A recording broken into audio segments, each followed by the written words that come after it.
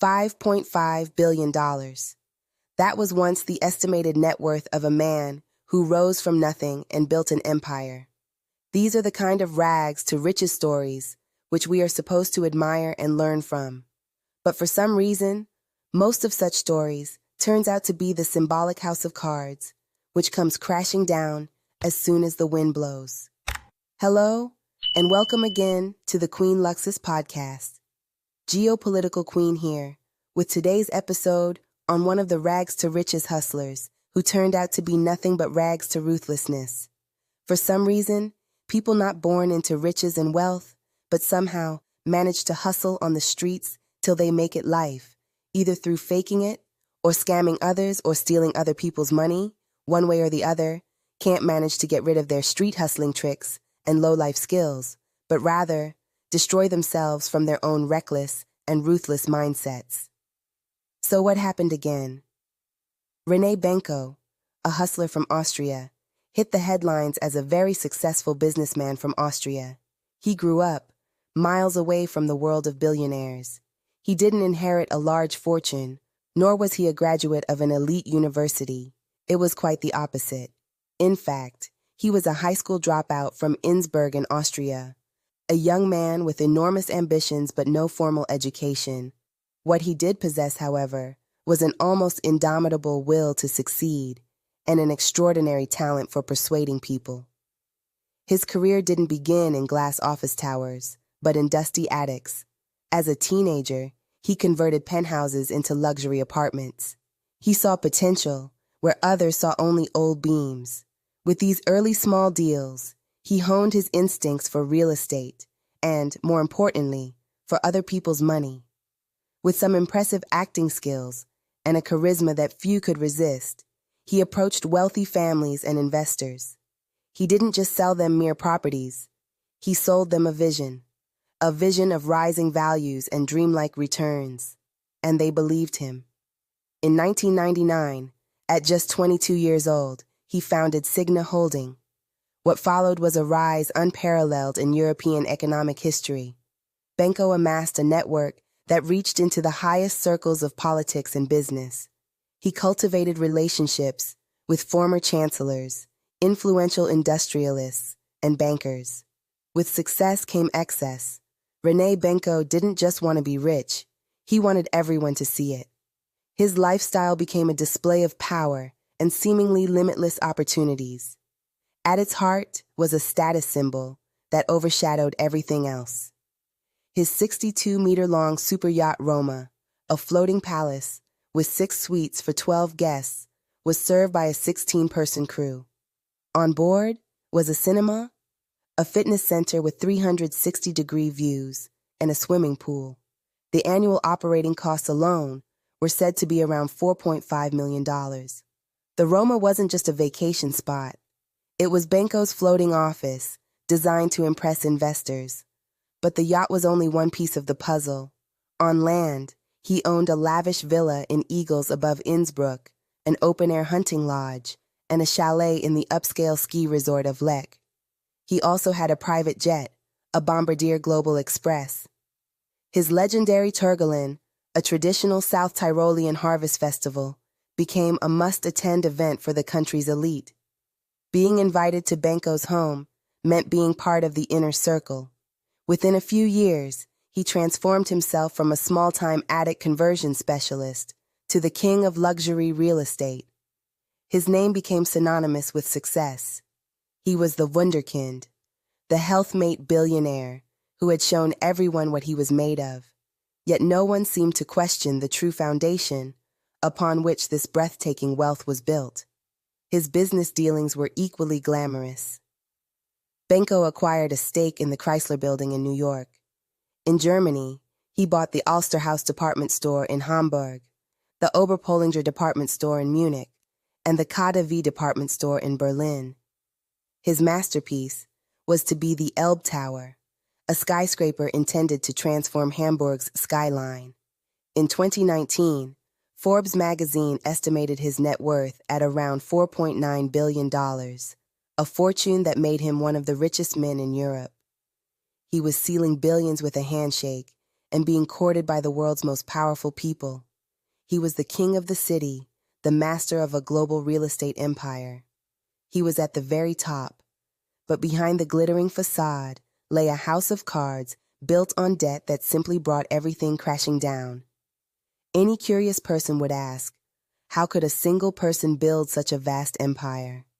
The answer lies in Benko's business model, a system of low interest rates, rising valuations, and above all, debt. He bought prestigious properties with little equity, financing the rest with loans. In times of cheap money, this was easily possible. As soon as he owned the property, its value increased. This higher value served as collateral for new loans, which he used to buy more properties. A gigantic carousel of debt financing. To conceal this, he built a network of almost 1,200 individual companies spread across Austria, Germany, Luxembourg, and Liechtenstein, a black box. A particularly cynical move was his entry into the retail sector. He bought Karstadt and Kaufhof, not for their stores, but for the real estate. He then collected exorbitant rents from his own department stores. For years, this worked, but the house of cards, which was built on shaky foundations, started crumbling when the party got over. The global interest rate turnaround, beginning in 2022, was the death blow. Loans became unaffordable. Debts exploded. Real estate values plummeted. The cycle reversed, and the system that created money began to burn it. In the summer of 2023, the first major cracks appeared. The Elbe Tower project became a ghost construction site. By November 2023, Signa Holding was filing for bankruptcy. An avalanche followed. Creditor claims amounted to almost 40 billion euros. The yacht named Roma was sold for about 25 million euros, a fraction of its value. His private jet was sold, and his art collection auctioned off. His personal fortune, once over $5 billion, started dwindling away. Benko was now facing ruin. The financial collapse was just the beginning. Investigations were underway in Austria, Germany, and Liechtenstein into fraud, embezzlement, money laundering, and insolvency offenses. The central suspicion was that Benko had transferred assets shortly before the collapse. Police raids followed. The presumption of innocence, till proven guilty, applied, but the questions were growing louder.